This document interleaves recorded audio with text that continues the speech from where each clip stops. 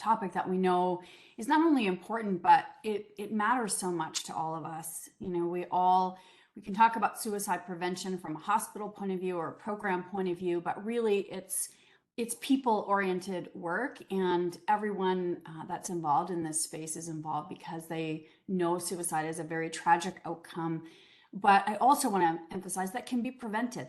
So that's really, when we talk about suicide prevention, we're really talking about also life promotion and the ways that we can all keep each other connected and safe. So it's great to be here. Yona, do you want to also introduce yourself? Because Yona and I are going to talk back and forth a little bit today. Sure. Thanks, Allison. Really so pleased to see so many people coming out to learn about this really serious and important topic. I am the director of the Azrieli Adult Neurodevelopmental Centre, and our center focuses on folks who have different neurodevelopmental disabilities, intellectual disability, people who are autistic, people might have FASD, Down syndrome, different causes of the disability, but I think what they have kind of in common is that there's sort of childhood onset things that start when we're kids, but that last throughout people's lives. And we're really interested in how that impacts people's mental health, especially once they're adults, when I think a lot of the services can kind of fall aside. And I think when we think about this topic in our center, we think obviously about people who have neurodevelopmental disabilities, but we're also thinking about the people who love them. So we're thinking about family, we're thinking about friends and other people who are close to them.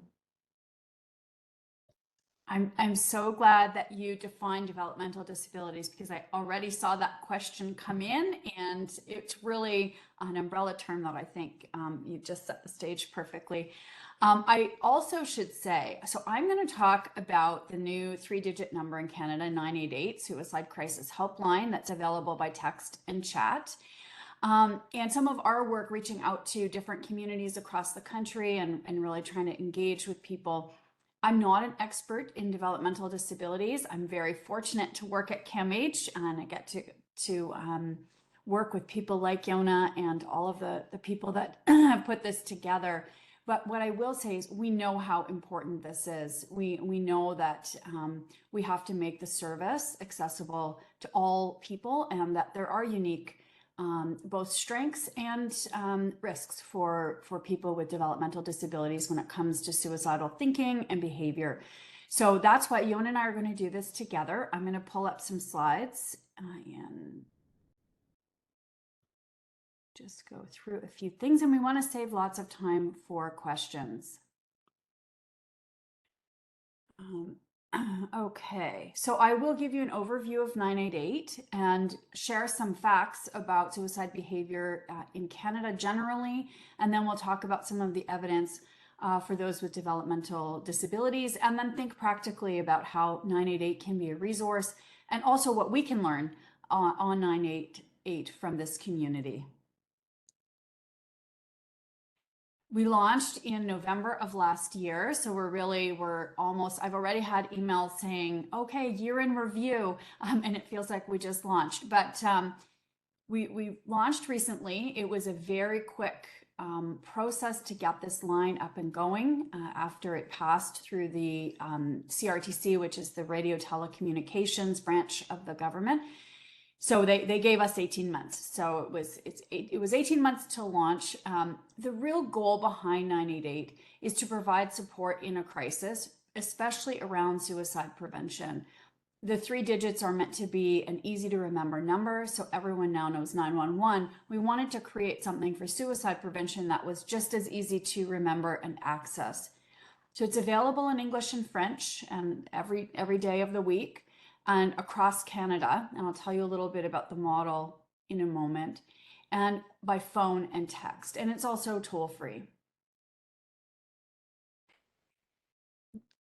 Although our focus is on suicide prevention, no one is going to be turned away from 988. We get a lot of calls and texts from people who are distressed but may not be thinking about suicide or may not know that that is a risk for them. They're just upset and distressed, and that is absolutely appropriate, and no one will be turned away. But the line is also for if you're worried about someone else, whether that's someone you know really well or someone on the street and you're concerned and you want to support them, that the line is also for any of us. Everyone gets a live responder when they call or text. There's no AI or chat bots. It's a real person. And the goal is to have that engagement. So responders are trained, but they're also everyday community members like any one of us, and are trained to take these calls and texts. And there is a real emphasis on 988 in remaining community engaged. It's not a central, like an anonymous call center. It is a confidential service, but it's run by about 40 partners from in every province and territory across the country. And CAMH coordinates that and also oversees the technology. So all of that happens behind the scenes.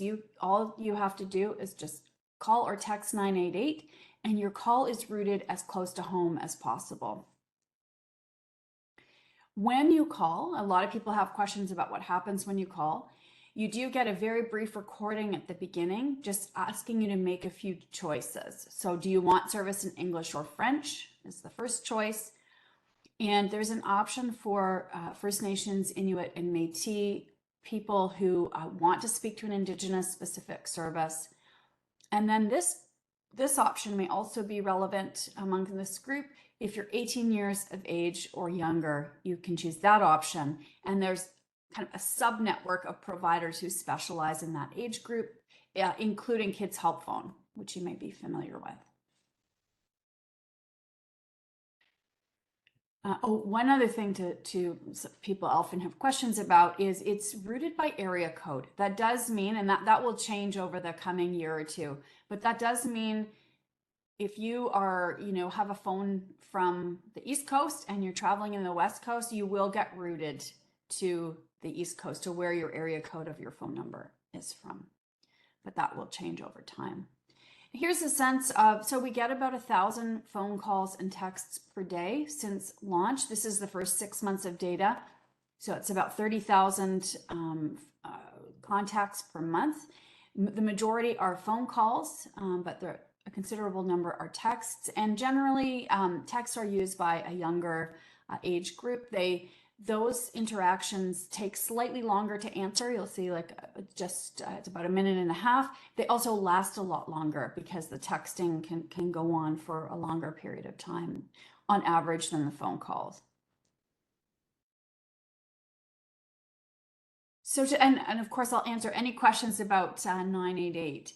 But people often have a lot of questions. Well, how common is suicide-related behavior in Canada in general? And there are about 4,500 people who die by suicide per year, and that translates into about 12 people per day. Of course, we also know that some areas of the country and some groups of people, this rate is much higher, and that's something. So we want a service that serves everyone, but we also want to be mindful of groups and people who may have unique risks and also unique strengths that can be worked with. The rate of suicide in general, in the general population, is higher amongst men, but female identifying people have a higher rate of suicide behavior. More men die by suicide. And one of the things that is, a real motivator for a lot of this work is that suicide is the second leading cause of death amongst young people between the ages of 15 and 34. And in Canada, we're fortunate that the rate has remained relatively stable over time, but in the US, they're seeing a real rise amongst youth. So everybody is obviously concerned for that, but it remains a risk across the lifespan, particularly amongst people who are socially isolated or who are lonely. And there are different risks at different ages that we're aware of. The other really key thing to say, because people worry, they worry that asking the people around them about suicidality, or if they hear somebody talking about suicidality, of course, that is very worrisome. But thinking about suicide is much, much more common than actual suicide attempts or death by suicide. And I'm just going to show that's often called the iceberg model is one of the terms that's been caused. And it's really just it's really at the peak of the iceberg that death by suicide is a concern. Many people throughout the course of their life will think about suicide, which doesn't mean we don't take it seriously. In fact, one of the things that there are resources on our website about how to talk to people about suicide, and one of the things, our name just prior to 988 was Talk Suicide Canada, and the idea being that this is something that it's not harmful to talk about it. It doesn't cause people to act on their thoughts, and that, decreasing the stigma and conversation around suicide is very important. Okay, so here's where I'm going to bring Yona in. But we thought we would review some of the risks for people with different developmental disabilities. However, the number one thing I would also want to say is each person is also unique, and no one risk factor is a certainty of someone struggling with suicidality. And also there are many points of intervention, many things that we can do to help support people who may be more likely to have suicide-related thoughts. So this group, Yona, I don't know if you want to start off this section by framing it at all and talk about some of the resources we'll share. Yeah, so this is a really nice, this is actually a French resource, but you can click on the link on dites-a-suicide.ca. It's a group from Quebec that's been looking at this kind of issue that no one wants to talk about for several years now, thinking about resources both for autistic people and for people with intellectual disabilities. And they're sort of summarizing some of the things that we do know in this infographic. But I just want to say, we would have more numbers if we talked about this more, right? So I think that this is almost like you said, tip of the iceberg, or the iceberg model around understanding suicide. But I think when it comes to understanding suicide in this population, if there was a real reluctance for people to think that it's even something for us to talk about, then we wouldn't include that group when we did our research, right? So I think there's been, if we look at the number of studies that have come out, particularly about autism in the last 10 years especially, we've seen a lot of conversation happening around both deaths by suicide in autistic people, but also suicidal ideation, thinking about suicide, and people hurting themselves or attempting to die by suicide. We don't see the same amount of research that's happened for other groups. So for folks with fetal alcohol spectrum disorder, for example, or for people with intellectual disability. But that doesn't mean those aren't issues. I think it just hasn't quite caught up in terms of the number of studies that have been done. But if you take one message from this slide from the group in Quebec, and from what we're saying today, it's that absolutely those thoughts are happening for people, and there's also people who are dying because of suicide, and there are also people who are really trying to harm themselves and struggling, that we need to pay attention to, and we need to talk about it, just like you said, Allison. Yeah, all so worthwhile. And I think there is a role for advocacy in doing this research and creating programs. Sure. Whoops, I've lost my, there we go. So here are the numbers that this group put together, and I think these are reflected in the literature. At the end of this presentation, there are resources, including resources for more information, but also peer-reviewed academic resources if anyone's interested in reading this literature. And so these slides concern people who are autistic. So more than 6 in 10 autistic people have considered suicide. More than 3 in 10 have attempted suicide. And as we know, there are people who have autism also tend to have other mental health disorders as well, or conditions. But you can see the iceberg model in effect here. Lots of people with comorbid or associated mental health challenges, and then fewer who've had attempted suicide, and then fewer who've had thoughts, and then fewer who have attempted.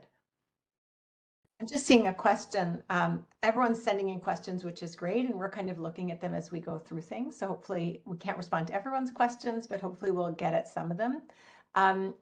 In terms of what happens with autistic people, with someone asking, as part of what's going on here, because of how autistic people sort of experience and understand the world. And is that one of the reasons why the rates are, so high? And I want to say two things. So yes, 100%, there are things that go on that make things difficult for autistic people.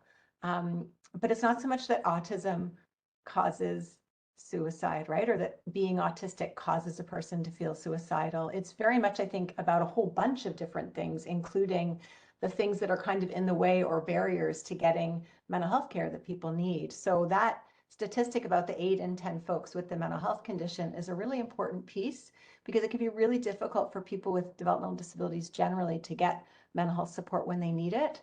And so things kind of go unaddressed. And we did one large study last year led by Mengxuan Lai from CAMH, where we looked at deaths by suicide in autistic people. And we also looked at sort of those co-occurring diagnoses. So if you had a mental health diagnosis, and we found that, yes, indeed, we're seeing higher rates of suicide when we talk about people who are autistic, but so much of that was accounted for, not by being autistic, but by having these mental health conditions that we think sometimes people don't get the care for that they need. So, and I'm also so many other things contributing. And we'll talk about some of them now. We could talk more about them later, and we can also share some really good resources on that. But if we don't think about how to support people who use services differently, and that includes calling 988 or texting 988, then the way we give our therapies, the way we give our treatments, if they're not informed, if they're not, autistic informed for autistic people, if they're not thinking about how to simplify things for someone who, has an intellectual disability and doesn't understand certain language, if we're not adapting what we do, then the care we're providing, even when we give it, isn't necessarily going to be helpful. So back to you, Allison. Thanks, Yona. So, and Yona and I did talk about these slides ahead of time, and you'll see the big stars at the top, just some really important caveats. So it's so easy to talk about risks. We do it not just in populations of people with developmental disabilities, but all kinds of groups, because everyone is always on the lookout. Well, what can we do to prevent? So let's look at all the associated things. The downside of that is that these are all very general things. And then it would be very easy to say, oh my gosh, I have a brother, sister, son, or daughter who is highly intelligent and autistic, and now I have to be worried about suicide. It's not ever one thing. These are really mixed or heterogeneous risks.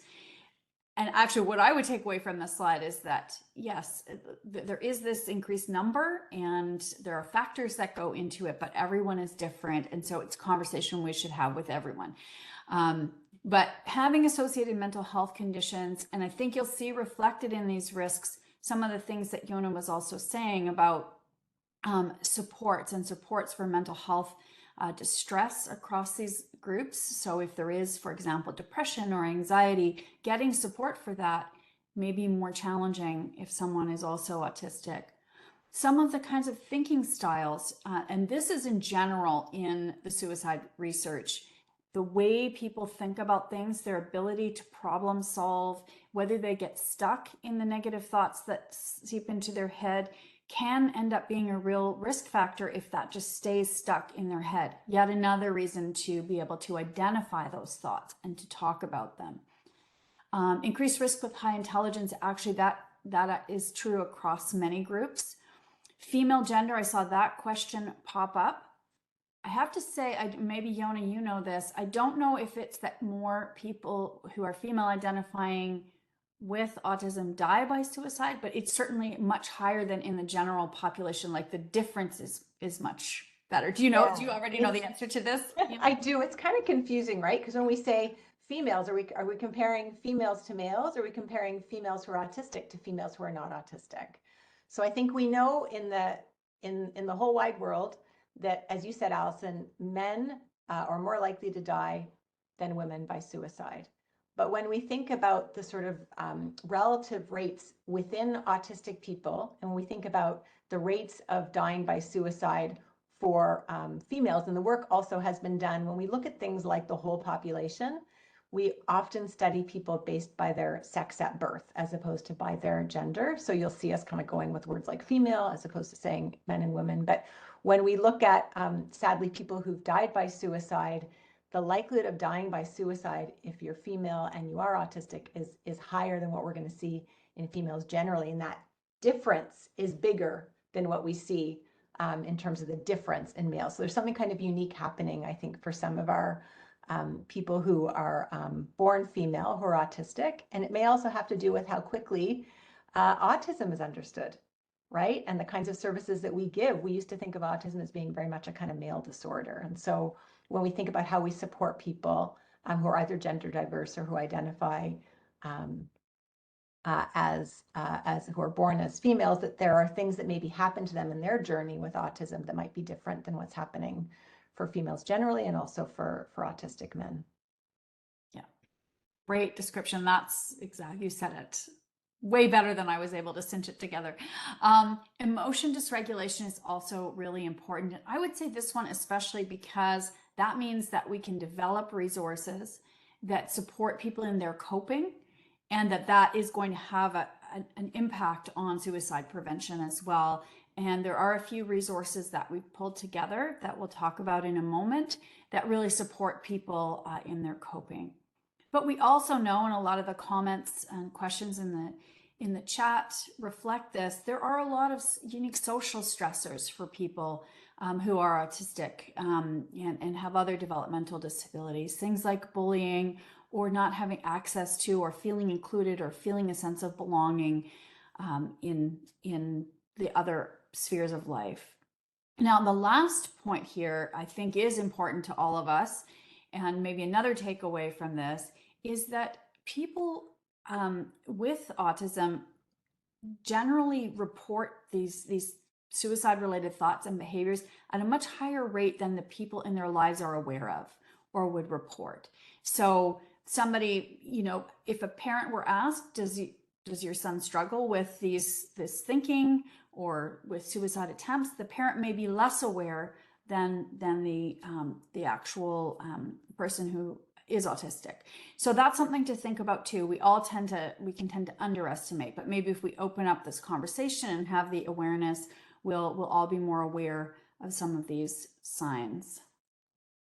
Okay, Yona, do you want to say a few words? I'll just say, there's a My Coping tool, there's an Autism Adapted Safety Plan, and then I'll come back here. So Yona, if you want to say a few words around those two tools. Okay, for sure. So these are just some examples or tools or resources that are out there, and we really tried to select things that have worked really closely with people who would actually use these tools. I think our mistake, again, if we think about all the stuff we know generally around things like safety planning, so that's kind of like preparing if something is going to go awry, if someone is really struggling, it's helpful if they've already thought in advance of that situation, what am I going to do? Now, the very first time it happens when someone's having these kinds of thoughts, maybe they've never developed a safety plan because they never knew they were going to have those thoughts. But if we set up a world where people are able to talk about these things, that's a really nice step for planning for the future. So this first tool is called My Coping Tool, and we developed this one in Canada. And it's not called My Safety Plan, and it's not just, as you said, Allison, you can call 988 because you're feeling suicidal, but also because you're feeling distressed, and no one's going to hang up on you with 988. Folks told us when we talked to people who had developmental disabilities, as well as to some family caregivers, if it was a tool that's just about coping generally, when you feel like you just can't manage, that's what we need to call it. And it was called a tool because it's a way to help, as opposed to a plan, which is kind of like a one-time thing. Here's the plan. So there's visuals that were picked out, specifically that felt like it captured how people could be feeling. And it really starts by really helping people to understand who you are as a person, right? And what are the things that you like to do and that make you feel good and that make you feel safe? And also, what are the kinds of things that are difficult? So that's kind of your baseline, right? And then it goes into sort of things that would happen and how you might look and what you would need from other people if you're feeling distressed, including if you're feeling suicidal.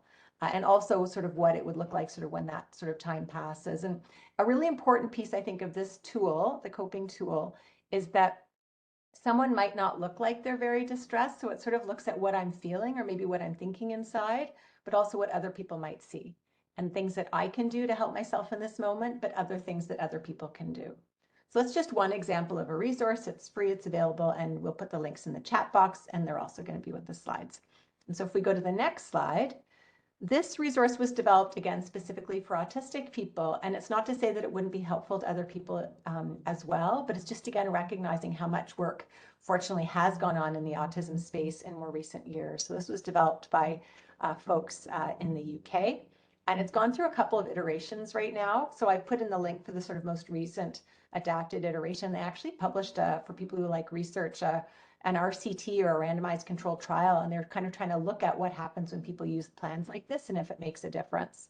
So it's thinking about, again, the kinds of things that that person will do if they're feeling distressed, what makes them unhappy, what helps to calm them, and the best way to communicate with that person, and who are the people in the spaces that would be helpful in that time of distress. So this is just one page of that tool.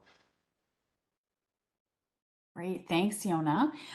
There are also lots of, so 988 is also available in the US. It's called 988 Lifeline, and they launched about a year ahead of us. So they've actually done quite a bit more work with different groups, and one of those is to create an autism specific resource, and that is also available, and the resource is great. So that link is there, but it really covers a lot of the same things that Yona just referenced. And the parallel thing that's going on, and we're doing it in Canada as well, is training responders. So training responders to try to recognize, because obviously people don't always call or text and identify that they have a developmental disability or that they're autistic. And so kind of training people about how to listen for signs that the person may need more help expressing themselves, or may need the person to go more slowly, or think about a wider range of coping strategies. So 988 in the US has done this work, and we're going to extend that and see what applies here in Canada on 988. And that's the training I'm referring to here. I will also mention, so 988 in Canada, we have a lived experience caucus. That is a national group of people who have different levels of engagement. For some people, it's just coming to an every once in a while meeting or receiving information about 988. Other people are much more involved in projects or are on steering committees related to different projects and different aspects of the service. And we know that this is a huge area that we need to do work in and develop. So if you are interested, either as somebody who is autistic, or as a caregiver or family member, lived experience is interpreted very broadly. We would love to hear from you. And we can put this in the chat as well. It's 988engagement@camh.ca. And then we have a whole process to onboard and support people in their lived experience involvement. We have lots of other materials on the website, including a new kind of conversation guide that we have that I think is widely applicable, and it's called We Can Talk About Suicide. It's a card game that you can either download from the website or order actual decks of cards to start conversation. And they're very, I think they would apply to a wide range of people. And we've got the resources here, and so these slides will be available. But I think the most important thing for us to do now, Yona, is take these slides down so we have time for some of the questions and to hear from people. Yeah, 100%. So a lot of questions have been coming into the chat. We've tried to respond to a couple of them, and we'll just keep looking at them. So you'll notice my eyes darting in different directions. I've got one screen of questions over here and one screen of questions over here, but we'll do our best to answer some of these questions and keep this conversation going. Thank you, everyone, for putting these things out there. And as Alexa mentioned, we will share all the links at the end of this talk for people, and you can always reach out to either 988 or to us at the Azrieli Centre for more information on things. So some people are asking, we've got 988, we've also got 911, right? Like you said, they sound purposely a little bit similar, so that we can remember them just as easily as we remember 911. But if I was feeling really distressed myself, how would I know when I should call one number versus the other? Yes, it's an excellent question. And we always say 911's always there. If you think it's an emergency, or if somebody is in the process of trying to end their life, then 911 is the fastest way to get someone there. But for anything else, 988 is a really good resource, including if you're thinking about suicide or you're talking to somebody who's thinking about suicide. Yeah, you talked about how there are these resources and training and things that you want to do with some of the folks at 988 so that they are feeling like they can accommodate people who have neurodevelopmental disabilities or their families or whoever, if they're calling. I want to say, having worked for a long time, Allison, with folks with neurodevelopmental disabilities, with families, sometimes people have really difficult experiences. And I think it Yes. makes them not want to call. Do you know what I mean? Or like not want to get engaged with the system. But I'm wondering if is there anything people can say? Like if they're thinking, I don't know if I want to call, I'm not sure if they're going to believe me, right? Or I don't think even texting, I'm not even sure I can get the words out right now. What advice do we have for people to help them, help the people on the line, recognize and understand neurodiversity in different ways that people communicate? Yes. So one thing is to tell the person, to situate yourself, to tell them about the ways that work for you to receive support. And I know that's not always possible, but to whatever extent people feel comfortable letting the person know, look, I'm autistic, or it's hard for me to express myself in words. The more information that you can give, the more they will try to respond to that. I mean, I think the other person really wants to be responsive and maybe sometimes doesn't know how, although we're working on that training piece. The other thing is to get somebody in your life that you trust to either call or text with you. That's also possible if there is somebody that you feel comfortable with. That's a really good point, Alice. One of the accommodations that sometimes folks from this community are going to need is it's almost like having another person's voice or another person's ear just to kind of help express the information and take it in. So there's nothing wrong with making this a team-based approach when you call 988, right? You don't have, this isn't something you have to do alone. If there's that person kind of there who you can either like get to call in with you, or if they can be with you, that can be helpful for some people who on their own might struggle.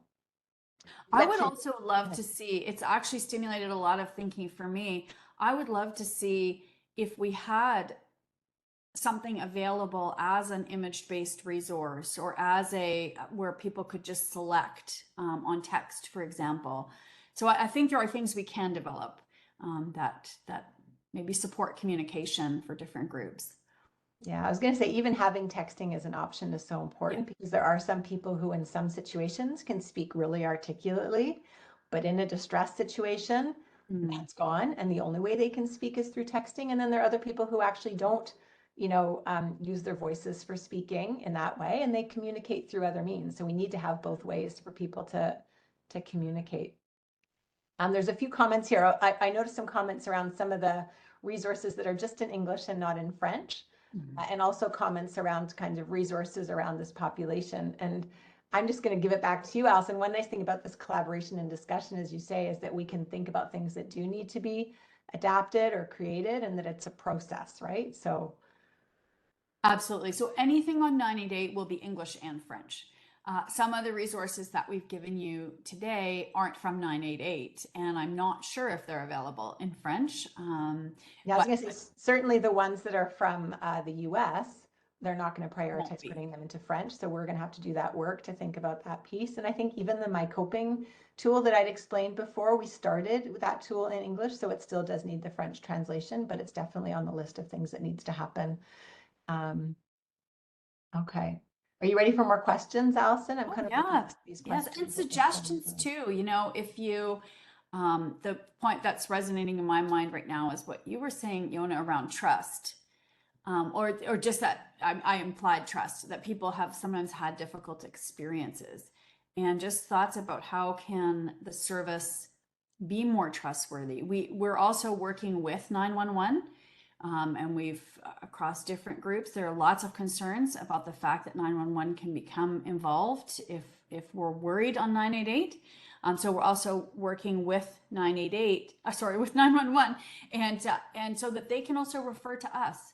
So even if someone does call 911 and they think that that person could use support, they can transfer to 988. There was a Yes. specific question in terms of the functionality, Allison. If someone calls 988, can they make the call three-way? I guess, I don't know if 988 can do that, but on your own phone, you could probably do that. Yes. I don't, you know what? I don't know technically how they do it, but I know they do bring people in. Okay. I don't know if it's just being in the same room or if they can bring people in with different numbers, but it's a good question. I will do. Okay. All right. I've got some more questions for you. So some things that have come up, we talked a bit about this trust issue, which I think is really strong. And this idea you said about trying to express if there's some particular supports you think are going to be helpful when you make that call or when you send that text, making that clear. I live in Toronto and I used to spend a lot of time at Canada's Wonderland. I don't know if you've been there, Allison. I always was impressed, at how if you wanted to go on a ride at Canada's Wonderland and you had a hard time because of your disability with waiting or with certain kinds of things that would happen, kind of make that known at the front and you have a special badge and whatever, and then there's accommodations that happen so you get what you need. I think people sometimes feel in our community like making that known about themselves if you're using a healthcare service or a mental health care service, if that's just going to mean more stigma, more discrimination, that's the one thing you're not going to explain. So I think that messaging around if this is something that defines kind of who you are and your identity and it's going to help you to get the support you need, the folks on the other end of the line at 988 want to know that, right? So that they can adapt what they're doing and give you the best care. Absolutely. I have a question sort of thinking about some of the caregiver issues that have come up in some of the work we've done. So do you have any ideas, like, again, it may be through 988 or just your work, like how a caregiver might be able to help someone? It could be a family member, it could be like a best friend. So you're noticing that your friend or your son or your sibling is experiencing suicidality right now. You don't know what to do. Like, what are some things to think about or resources? Yes. So, I mean, a lot of it is just trying different things. I don't want to say there's one right thing, but I think we have this expression, strike when the iron is cold. So it's the kind of thing, if we all have those conversations, when people aren't struggling, then you have a shared language and you have a habit of talking about feelings and how things are going and normalizing that sometimes things are distressed and planning at that point. Look, I know sometimes you get distressed. What are some things that we can do and how can I be helpful? So having that conversation all along, I think is really the most important thing. I also think that this is why I keep emphasizing that 988 is also for people who are worried about someone else. Because sometimes, like, it is distressing when the people you love are struggling. So someone's getting coached through that can be very helpful and not feeling like you need to deal with it alone. So those are some things, and naming it, naming it with the person if that's meaningful to them, to be able to say, look, I know you're struggling. We've got to get some support here. Yeah, there are actually some comments that were coming up in the chat box even while you were talking about that. I think sometimes what happens is that people are scared to talk about it, as you said, because they think if we talk about it, then they're going to do something, right? But being more comfortable and having those conversations, striking when the iron is cold, is a really important piece. But then kind of knowing what to do if the iron is hot and someone is struggling right now, what to say or what to do. And I think sometimes people just want to talk about it or have someone who listens and hears what's going on without feeling like the first thing we do as soon as someone says anything about what they're thinking is they call 911, right? So how do we work with not just people who have disabilities themselves, but the people around them, whether it's family or whether it's staff who are supporting them and maybe some kind of day activity or where they live, to think about what their response can be and how to sort of keep the person safe, but also keep them well and make it a space where we can have some of these conversations.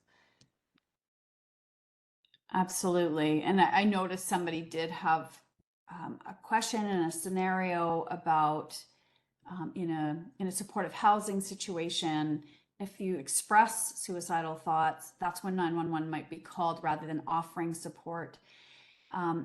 What you're saying, Yona, I wonder about having a plan before this happens. Look, this is a way that my daughter communicates. She's communicating her distress this way, and how can we, as a collective, support her? because yeah, just calling 911 is not going to be supportive in the long term. So that having a plan. Yeah, having the plan and it being a shared plan that people understand, right? And that we also that we come back to, because we're going to have to, like, every time something happens, we might have to look at the plan. Well, did that work? Right? Is there anything else we kind of need to add to this, right? And how do we, if someone really needs to talk about how they're feeling, who are the right people to talk to, and how do we make sure that's available? And how's that different from, saying, okay, you're not safe, 911, right? And helping everyone on the team to kind of understand those decisions. They're not easy decisions to make, but that's, I think, the really important part about kind of that debriefing piece after something has happened, to kind of think through some of that and figure out as a team what a good approach is. It's going to make sense. Oh my gosh, there's so many comments. So I can't pick them all, but one, and I think this is important, is recognizing that some of the folks, if you also have an intellectual disability and you're having some of these experiences, a written plan is not going to do the trick, because you don't write and you don't read. Right. So how do we think about helping people? And they even mentioned here, even those few choices. Allison, if you call 988, do you have to press? What happens if you don't press 1 or 2 for French or English? Do you know You are, yes, you're directed through to the main line. Like, okay, no choice, you get an English main line. Okay, so it'll be and if you're in the English main line and you spoke French, eventually they'll reroute you to a French person. Yes, they would support you to get what you need. So it's good when we have these written tools. It's good when we have these instructions and automated things, but there is a person there at 988 that will help guide you. Yes. And we need to think with our plans, like, to get creative too. It may not just be words of the things I can do. It's also the pictures of the things that I do, or the people that are important to me. So even though we think about sort of our reasons for living, that's got to be a visual document for some people, right? It's not just a written document. So thinking about what people understand, meeting them where they're at. Someone was asking about, are you familiar, Allison, with 310 COPE? And if that's other resources, so we can maybe look up what some of those things are. A lot of what we'll look at all these comments after and see if we can put some sort of summary ideas together. And also, if people have ideas, even can people follow like that if they think they have a perspective that maybe isn't part of the advisory that you have going on right now for 988, Allison? Can people contact that email? Yes, absolutely. You can just send comments. And in fact, on the website, there's a general comment. We get lots of comments. And every single comment is actioned. It's read. It is, we figure out if there's something we can do from it. So please do send comments. Yeah. I'm seeing a couple of comments that have come in here about sort of the larger, we talk about, again, the iceberg, Allison. So there's what we're seeing, which is, someone who's feeling or acting in a way suicidal, right? But there's all this other stuff going on. And some of it is those difficulties getting services that people need for their mental health stuff, and how problematic and difficult that can be. So just acknowledging that, yes, sometimes when we offer our therapies, they don't make language easy enough for everyone to understand, right? Or they don't let you stand up and walk around when you're in therapy, or they don't make the session shorter, or they don't, let you text your thoughts instead of speaking them. So all these kinds of accommodations that we can make for people make a difference in terms of mental health supports. And I don't think 988 can fix all of those things, but there is a way to kind of advocate or continue to do work to make sure, like, 988 is part of the system. It's the tip of the iceberg. And we need to also think about how we support people with their mental health, regardless of the disabilities they might have, so they get what they need. Absolutely. Which should ultimately reduce the number of calls, or that greater likelihood of calling if you have a disability than if you don't, if we can address some of those things. Absolutely. I see a very practical question here about the difference between the Toronto Distress Centre and 988. So the Toronto Distress Centre is a partner on 988, as I mentioned, crisis centers across the country. What that means is you'll most likely get the Toronto Distress Centre if you're calling from that catchment area, although depending on busyness, etc.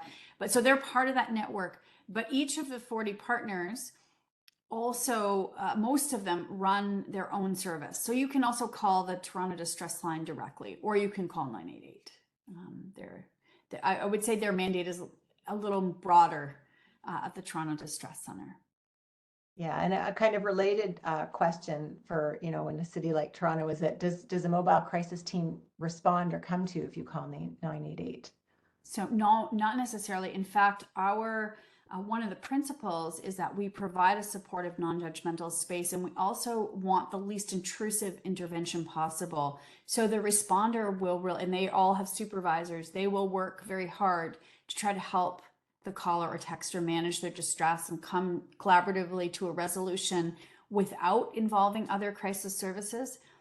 At the same time, we also have a mandate to save lives. There are some crisis lines that don't do this, but if we're really worried about somebody, we will involve 911.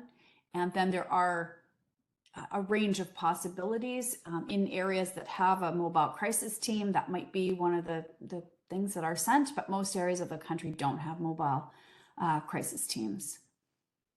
But that's in a very small percentage of calls. That's 3 to 4% of calls where we end up having to call 911 to actually go to someone's house. And we really try to let the person know what's going to happen as well.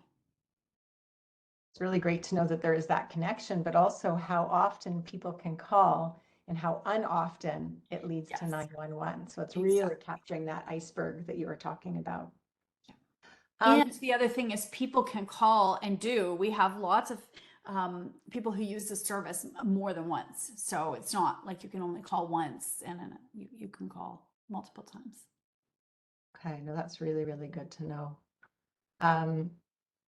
Just wondering about, again, if you're feeling maybe as a friend or as a family member, just really overwhelmed by what's happening, and you don't just sort of need help in terms of what to do with this person I'm really worried about, but actually what to do with me right now, because this is really hard for me.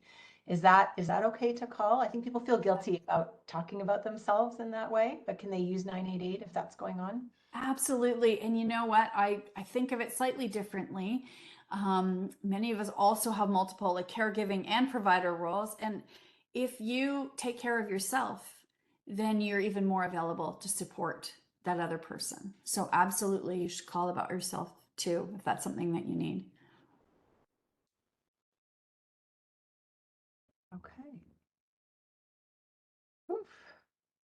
Seeing some other resources that people are sharing. And again, we'll try to make some links, I think, to some of these resources people have been mentioning. There is a call here and a couple different comments about the training that everybody needs. So you talked to Allison, and it sounds like your purview is training folks at 988, but there also needs to be training for police, right? There also needs to be training with, with paramedics. There needs to be training with healthcare providers and with people who work with people with neurodevelopmental disabilities to help them. I think we all, one message I'm getting from this is we all play a role here, right? So 988 for all of us, and we all are sort of building that community to respond and support people, or not, if we're not doing that, and that has sort of implications.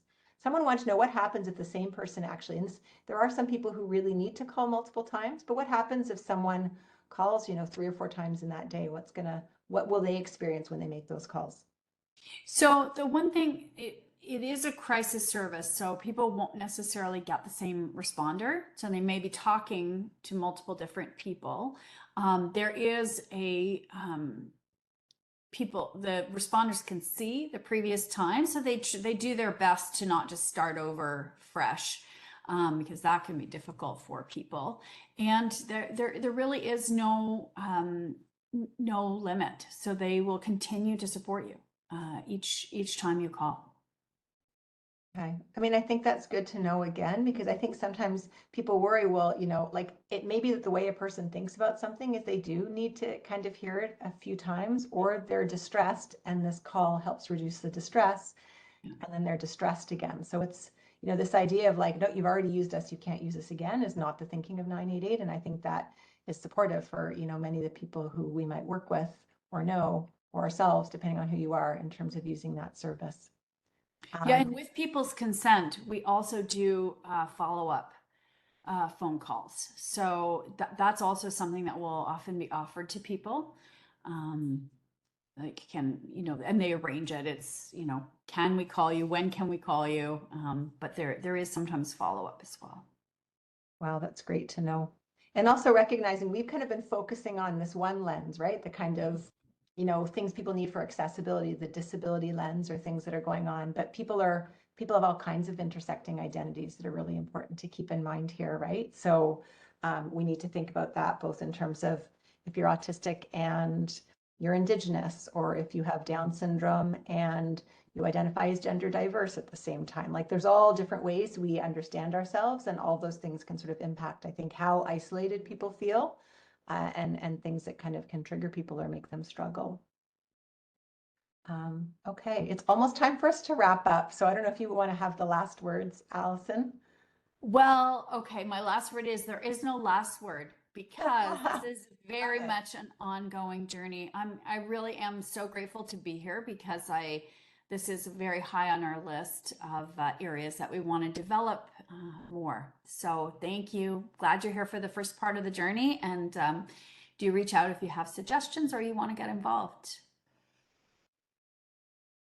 Thanks so much. And thanks to the Patient Family Learning Space for setting this up and letting us all come together to partner on this. And thanks everyone for all of your comments and feedback.